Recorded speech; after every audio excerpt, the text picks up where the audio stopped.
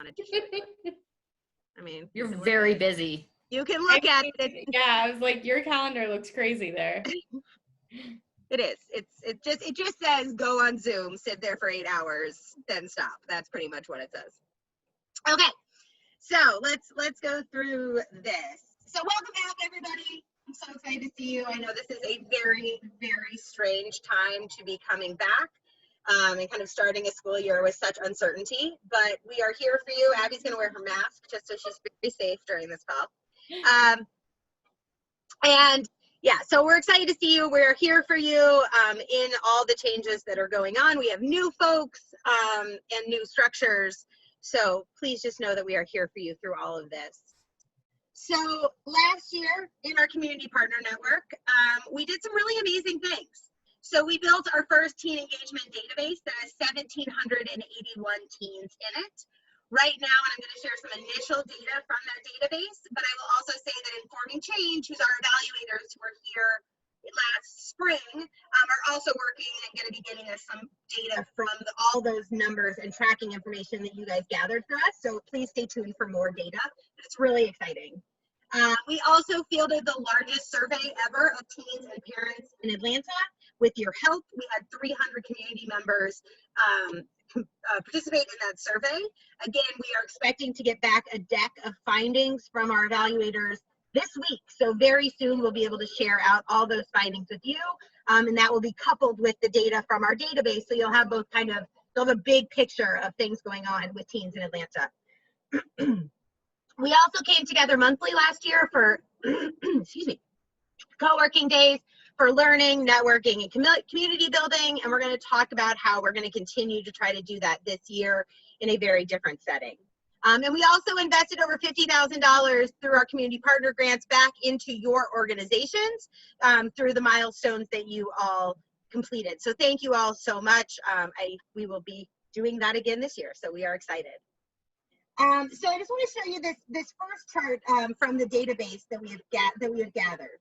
So I looked through the database and based on the community, the contact points you guys tracked, I broke down the 1,781 teens into this chart. So you'll see that 60% of the teens that we found are known to us, meaning they have 0 to 1 contact point. They showed up for something maybe once or never at all. They're just on a list. That's 60% of the teens in our system. Then, I'm going to skip to the top, we had 13% that were super engaged. Those were our 9+ touch points. And they went anywhere from 9 to, we had people that had 35 touch points throughout the year, 35 different times they came to something. Then we have our engaged. Those were 4 to 8 touch points. So, and that was, those two together are 30% of our population, are engaged or super engaged, which I think we should feel really good about. And then why I boxed around the 10%, I just think it's really interesting that we have this 10%. These are our 2 to 3 touch point people. And I think these are really our toe in the water teens. And I highlighted this section because I think that's an area that we're going to be focusing on now that we've kind of identified who these teens are, thinking about how can we move those 2 to 3 touch point teens to be 4 to 8 touch point teens, which isn't trying to move a 0 person to being really engaged, but have those people who are already interested, how do we start to move them? So that's something that we have taken out of our first looking at this data, and we'll be kind of keeping track of this as we move forward. And like I said, much more data is going to be coming, but this is just the first snapshot of how teens are engaged in our community. So what will being in the Community Partner Network do this year? So there are 3 things that it will offer. One is additional funding. This is the same as last year, $1,800 of additional funding for reaching appropriate milestones.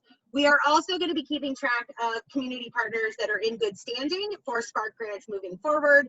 I think this is just getting everybody to be a good partner and making sure that we are, supporting our network. Also, everyone will get an assigned JumpSpark liaison. This is going to be your point of contact with the JumpSpark team. They will be reaching out monthly to connect with you around your tracking, around just your life, seeing how you're doing, how we can support you. And we're also starting a community partner newsletter this year. So we will be sending out, really trying to focus all the information we need to give you in one place so that we're not sending you tons of emails. That is our goal. We'll see how we do. But that will all go through your one JumpSpark liaison. They should have already reached out to you and sent you your community partner contract. We are also rethinking how we're doing professional development this year. I don't know about you, but I don't want to go to a lot more Zoom webinars. That is a lot of Zoom in my life. You saw my calendar there briefly. So what we're going to be doing is we're starting something new we're calling community conversations. And we're going to have a call once a month where we are going to invite on some kind of leader in the field for an informal conversation. No slides, no, not a webinar, just coming on someone who is doing something interesting, thinking something interesting to talk to all of us. I am also, for those of you who are involved in the EDC, the Education Directors Council, we are also coordinating those community conversations with the professional development from the EDC so that for those months that we can, it will be a deeper dive either with a professional or into a content that's being covered through the EDC. So trying really to work with them to make sure that we are offering kind of additional content, additional opportunities for our community partner network. So there will be, those will be monthly, and we're not doing one, we are. We're gonna start in August, and we are working on firming up who that person's gonna be, and we will announce it very soon. But I think it's gonna be exciting, so stay tuned. So in terms of the timeline moving forward, I just want to share 3 key dates for you. One, so you've all received your community partner contracts, so we'll ask that those come back by August 1st with your community partner profile, which I will be speaking about in just a second. So you have a couple weeks or couple days there. Then we ask that your community partner, your JumpSpark liaison will be working with you to update your tracking sheets. For most of you who are returning, we will take the list of names out of your tracking sheet from last year and put it into a new tracking sheet for you. You'll take out your seniors, you'll add in your freshmen, and we'll build you out a new sheet. If that means nothing to you, don't worry. Your JumpSpark liaison will work with you on your tracking sheet to get it set up. But basically, it's just a glorified attendance sheet of how your teens are engaging throughout the year, and you'll work with your JumpSpark person to figure that out. And then we ask that we have completed tracking sheets back by June 1st. So this year, which is different, we're going to be doing 1 payment out with status as of June 1st. So we're not going to be doing 2 payments. It's just simplifying the process. I feel like I'm giving a lot of information, but you feel free to jump in with questions. Do people have questions? Okay, if you have questions, you can ask, please. Okay, so the community partner profiles, these came out with your contract. It's just a Google form. It's helping us understand kind of all the folks who are invested in teens in your community. So you will identify who the primary teen professional is. That's you guys. If you're on this call, you're that person. Then we want to know who your supervisor is. But for most of you, that's going to be someone on the EDC if you're in a synagogue. And I will be going to those meetings. But if it's not that person, let me know who it is, because that's who I will be communicating with, making sure that kind of all of the channels of communication are open. We'd also love a clergy member or CEO, kind of who your top level leadership is. A teen leader that is new this year, that came out of, Elizabeth Foster is here. That came out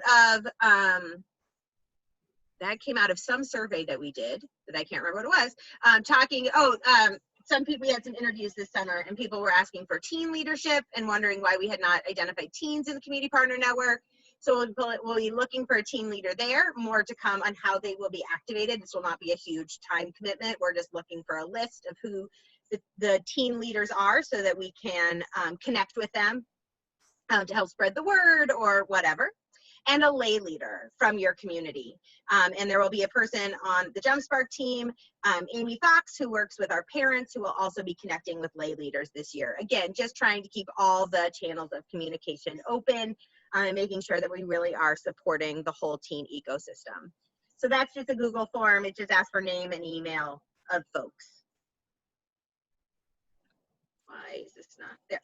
Okay, so the milestones for funding this year are pretty much similar, slightly different. So teen engagement tracking, again, this year, this is name, high school, name, zip code, graduation year in high school. That's not the order I usually say those in.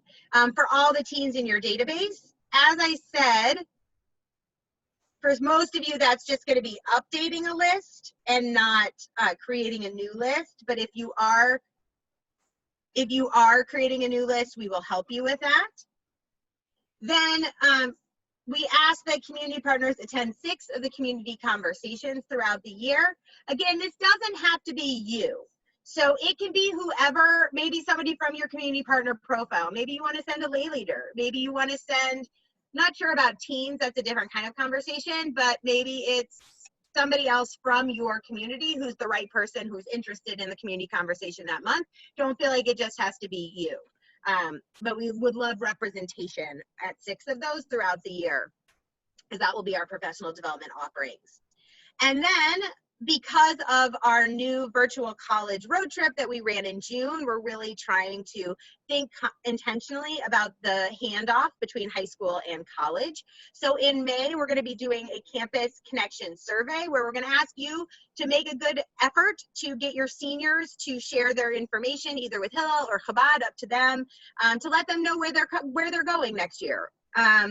And this can be filled out by teens, by parents, and we're probably going to structure it. This isn't until May, so I don't have any like real specifics on how it's going to work, but we'll probably structure it in the way that we did surveys last year, where we'll ask you to send it out and copy maybe Jesse on those emails just to see that we're sending it out, and we'll do some kind of reminder schedule just to try to get as many seniors to share their information and really help to lengthen the arc of engagement into high school, into college. Questions about any of those? Cool. Oh, I gotta click back here.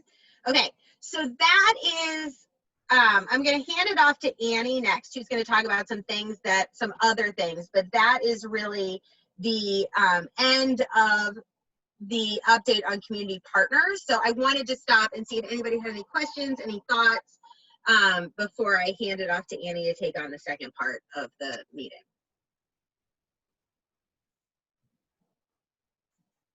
I'm like scanning through, looking at all your faces, seeing if somebody looks like they have a question face, but or not.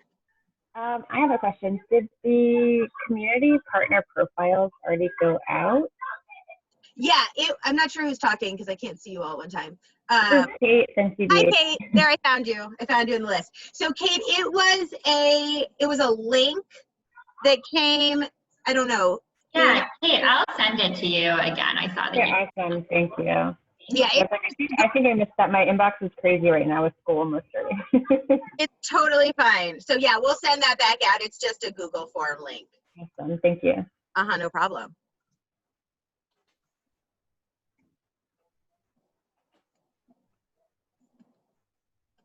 Okay, if you have questions or if you join this call late, which is totally fine, know that we are recording this. We'll share this out, and whoever your liaison is, Annie or Jesse at this point, can answer any questions that you have.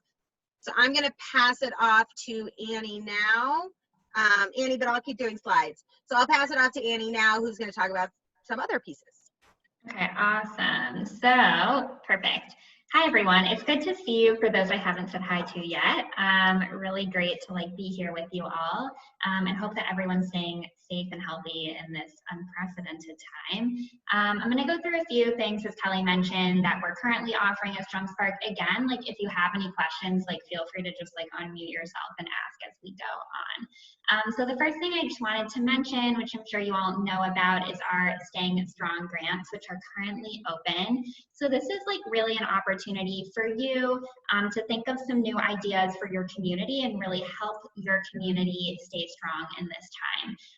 And we're looking for really new, innovative ideas and things that you're learning in this moment that you can really bring into your community. So we have up to $25,000 in grant funding available for your organization. And applications are open just till the end of the week until August 1st. And then we'll be announcing our applications on September 1st. And I want to reiterate with this that new grant proposals must meet our grant requirements, which are all on our website, jumpsparkatl.org.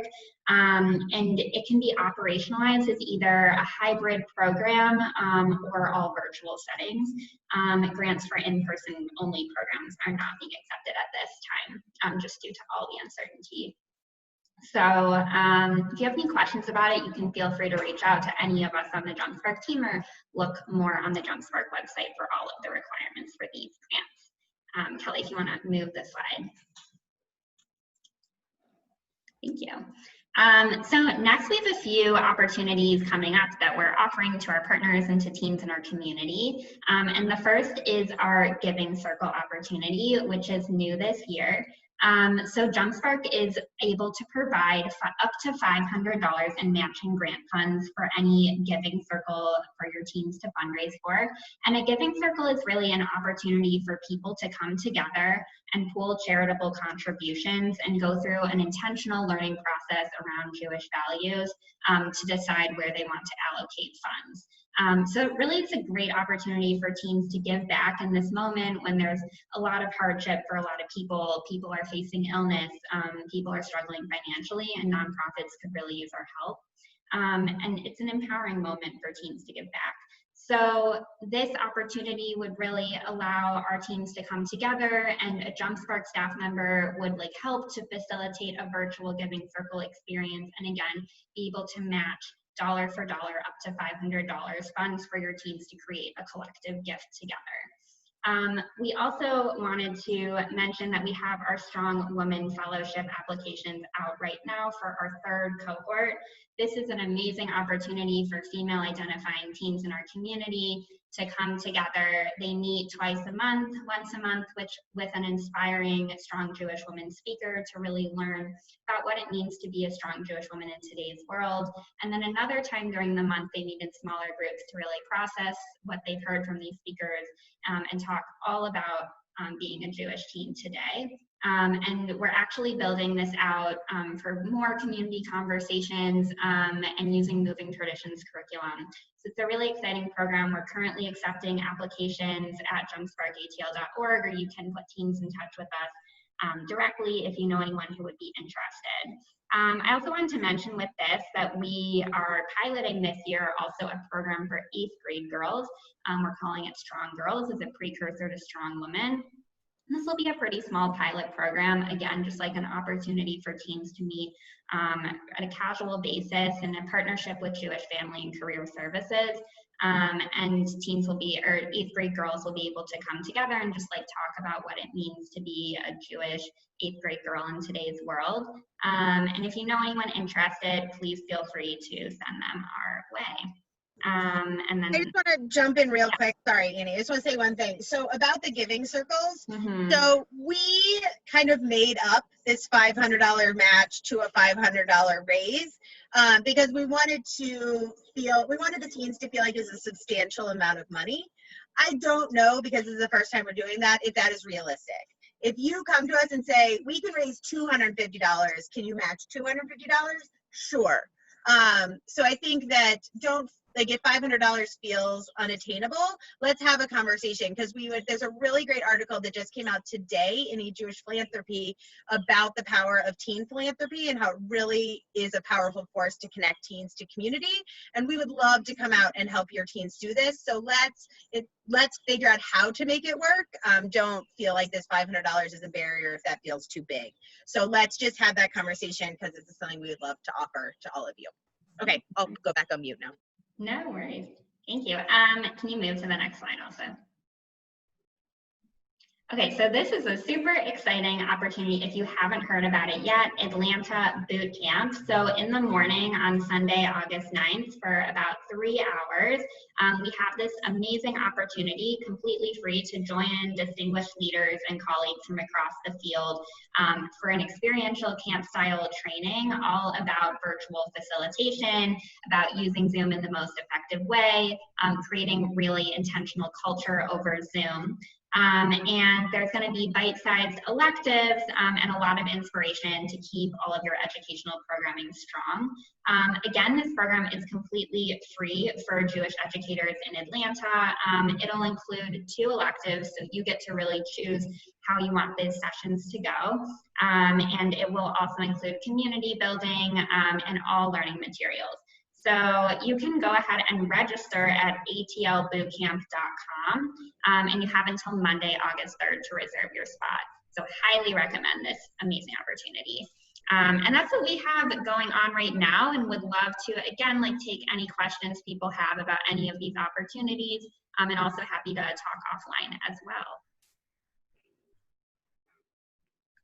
Can I ask a question about the giving circles again? I know everyone asked about that.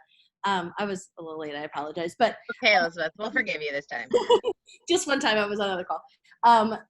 So that could match, like if we said the kids all wanted to raise $1 each and there's, 50 kids, and then the rabbis wanted to give $50, like we could do like discretionary funds matching and whatever, and then pull all that together, and the kids would guide where that money goes. This is, what was that grant, the Door and Ladder Society, when we used to give money like 10 years ago. Yeah. Yeah, I would say maybe what we should have said, and maybe I'll change the wording, is like matching grants up to $500. Yeah. So like, I think that's the better way to phrase it. $3,000 at a car wash, you're not going to match $3,000 at a car wash. Right, exactly. But we wanted to give it the opportunity to feel really substantial. And if we were like, we'll match $100, and teens are like $200, that's lame. Like we wanted it to feel real, but we also wanted to feel attainable for you. So that's fine. They raise 500, you'll get 500, and they can donate $1,000 to an organization they bring on, because you'll do the process. And we'll run the whole process. So if you want to do that as like a virtual youth group event, we will run the whole process for you. And we match your funds. I have that curriculum someplace, the Door and Ladder back in the day, like the days. Yeah, I mean the Jewish Teens Funders Network, which is the curriculum. Yeah, I mean they have great stuff. So it's really solid stuff in terms of values clarification and all of that. So I think and Annie did a pilot at the beginning of quarantine with some teens that went really well. So we'd love, this is how we're trying to get it out there in a bigger way as an opportunity. Any other questions? I have a question about the boot camp. Yeah. I was just looking at the flyer. Is it only for part-time Jewish educators, or is it for everyone? It is for everybody. Okay, cool. Thank you. It is for everybody. Yeah, we are pushing it out to so there's I don't know if you guys have all met, Rabbi Alana Perry is working on supplemental Jewish education. We're really teaming up this year for professional development. So a lot of things also will say supplemental teachers on it, because that's kind of a new push that we're doing. But yes, for all of you to all of this stuff. And we'll make sure that you guys know about all the opportunities that you can take advantage of that are being offered to the community. So, yeah. Kelly, I'm sorry if I missed it. Were there any restrictions on what types of organizations can receive those grants? Like, I'm just thinking I could see some of our nifty teens wanting to raise money for Camp Jenny. Is that appropriate? Are we looking more for the giving circles? Yeah, the giving circles. Yeah, so it's a process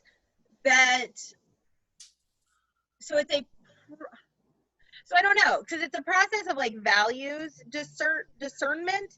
So I don't know what that means if you already come in knowing what the goal, like what your outcome is. It could be like, if you want to do like one specific organization, it could be like different aspects of that organization. So like if they want to raise money for like food, for example, versus like lodging, I don't know, like thinking of Camp Jenny, for example, then that's something that they can like discern together, like what's most important to them within the organization. That's totally possible. But Adam, Okay. I would say let's think about it. Like let's put our heads together and think about how that would work. Because I'm sure that's not the first. I'm sure we talked to Teen Funders Network. They've had people ask questions like that before. So let's figure it out. Yeah. I could see our teens also like going with voter rights advocacy or something, and am I on track to say like then they would research several different organizations that do that and figure out how their values connect to those, and then they decide, all right, we're giving our $1,000 to this organization, or we're splitting it between these two. That's kind of the process. And there's also a process of deciding, do we want to support Jewish organizations? Do we not want to support non-Jewish organizations? How do our values play into that? And it's a lot about really letting teens in a concrete way play out their values. And, you know, if we can get up to $1,000, then you're really, I mean, that's a real substantial amount of money to be applying with your values out in the world, especially at a time like this. So we would love to make that happen and work with you to figure out how to make that happen in your community. Cool. Cool. Okay. Any other thoughts, questions? I have another question about the giving circles. Okay, so define what a teen means to you, like 12, 13, like do they have to be 13-year-olds? Is it high schoolers? Yes.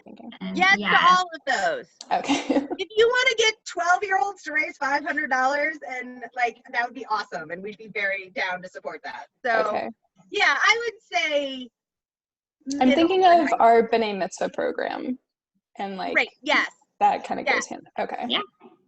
We'll work with you to like make it work and make it accessible. Okay, awesome. Yeah.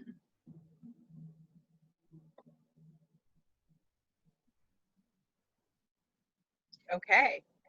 Well, thank you guys all for joining us. You all have your contracts, so we'll wait to get them back, and then we'll just get the ball rolling. It was really good to see you all. Hopefully we'll see you all again on August 9th. Yeah, that's it. Have a great day, everybody. Thank you. Thank you. Thanks. Bye. Thank you. Bye.